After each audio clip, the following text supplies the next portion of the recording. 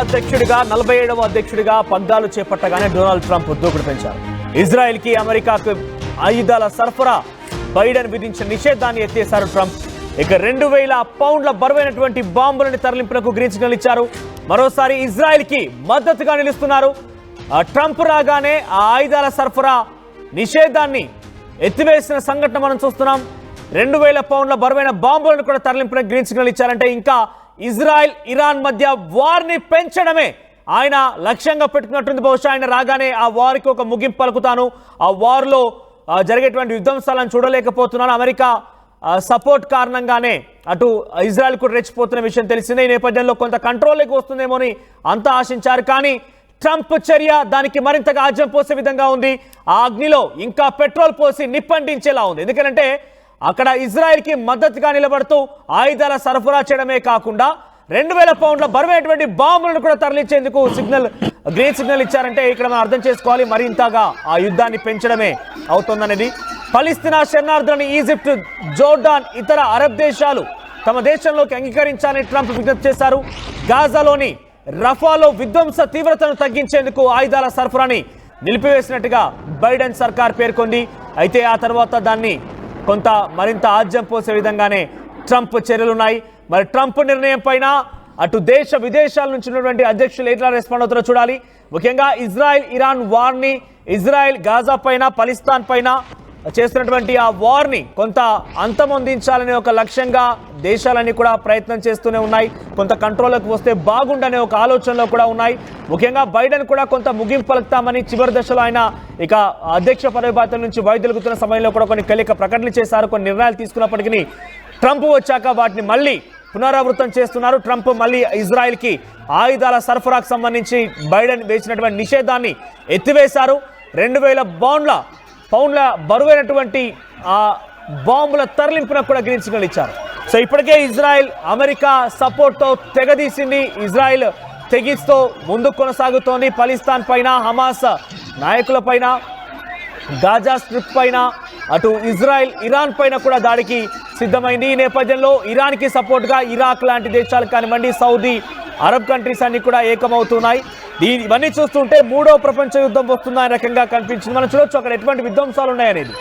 Israel చేపట్టినటువంటి ఆ విధ్వంసాల కారణంగా ఎలా ఇళ్ళని కుప్పగూలిపోయాయి, ఎన్ని ప్రాణాలు కోల్పోయాయి, ఎటువంటి విధ్వంసకర పరిస్థితులు అక్కడ ఉన్నాయో మనం చూడొచ్చు. దాడి తర్వాత గాజా స్ట్రిప్లో పరిస్థితి అనేది మీకు కనబడుతోంది.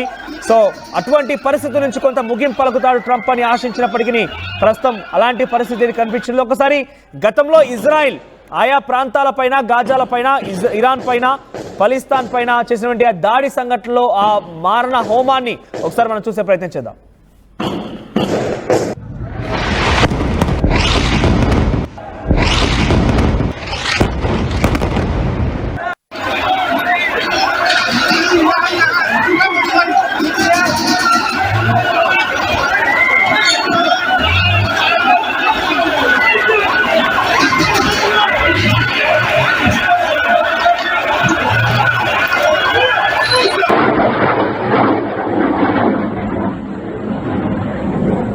ఇజ్రాయెల్ కి మరింతగా ఆయుధాలు సమకూర్చే పనిలో ఉన్నారు ట్రంప్. మరింతగా ఈ యుద్ధాన్ని పెంచండి, మరింతగా దీన్ని అల్లకల్లోలం చేయండి. ఇతర దేశాలపైన ట్రంప్ మరోసారి విరుచుకుపడేటువంటి ఆ సహాయాన్ని ఇజ్రాయెల్కి అందిస్తున్నారు.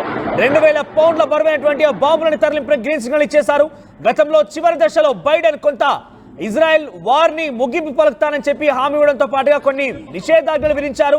ప్రస్తుతం ఆ నిషేధాన్ని ట్రంప్ ఎత్తివేస్తూ నిర్ణయం తీసుకున్నారు. దీంతో మరింతగా ఈ వార్ కొనసాగే అవకాశం ఉంది. ఇజ్రాయెల్ మరింతగా రెచ్చిపోయే అవకాశం ఉంది. ఫలిస్తీనా శరణార్థులని ఈజిప్ట్, జోర్డాన్, ఇతర అరబ్ దేశాలు తమ దేశంలోకి అంగీకరించాలని ట్రంప్ విజ్ఞప్తి చేశారు. గాజాలోని రఫాలో విధ్వంసకర తీవ్రతను తగ్గించేందుకు ఆయుధాలు నిలిపివేయాలని చెప్పి గతంలో బైడెన్ సర్కార్ నిర్ణయం తీసుకుంటే దాన్ని తోసిపుచ్చుతూ ట్రంప్ సంచలన నిర్ణయం తీసుకున్నారు. మరి ఇజ్రాయెల్ మరింతగా ట్రంప్ సహాయంతో ఏ రకంగా యుద్ధానికి తెరలేస్తోంది, ఏ రకంగా ఇతర దేశాలపైన విధ్వంసకర పరిస్థితులు క్రియేట్ చేస్తుందో చూడాలి. మరి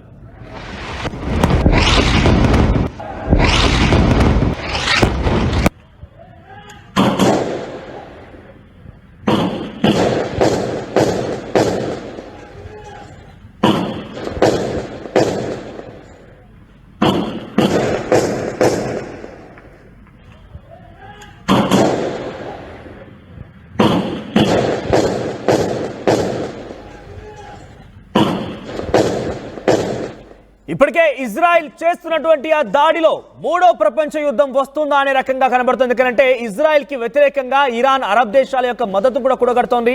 ఇరాన్కి ఇరాక్, సౌదీ లాంటి దేశాలు కూడా మద్దతుగా నిలుస్తున్నాయి. ఈ నేపథ్యంలో మరింతగా వార్ ఉధృతం కాబోతుందనే ఒక పరిణామాలు కూడా మనం చవి చూస్తాం. అయితే ఈ నేపథ్యంలోనే అమెరికాలో అధ్యక్ష ఎన్నికలు వచ్చాయి. అధ్యక్ష ఎన్నికల్లో ట్రంప్ విజయం సాధించారు. అంతకు మునిపే కొన్ని రోజుల క్రితమే బైడెన్ సంచలన నిర్ణయాలు తీసుకున్నారు. బైడెన్ ఆయన ఈ యొక్క వార్కి ముగింపు పలికే విధంగా కొన్ని సంచలన నిర్ణయాలు తీసుకుంటూ ఆయన ముందుకు కొనసాగారు. బైడెన్ తీసుకున్న నిర్ణయాల్లో అక్కడికి వెళ్ళేటువంటి ఆ వార్ సామాగ్రిని తగ్గించారు, నిషేధాజ్ఞలు విధించారు.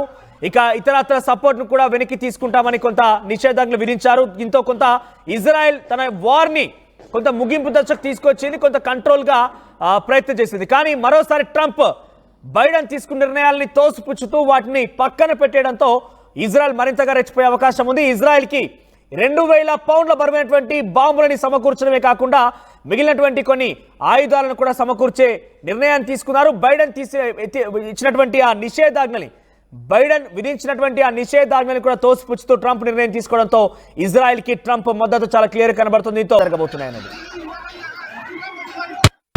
At KLH Global Business School, we turn the students of today into the leaders of tomorrow. KLH Global Business School.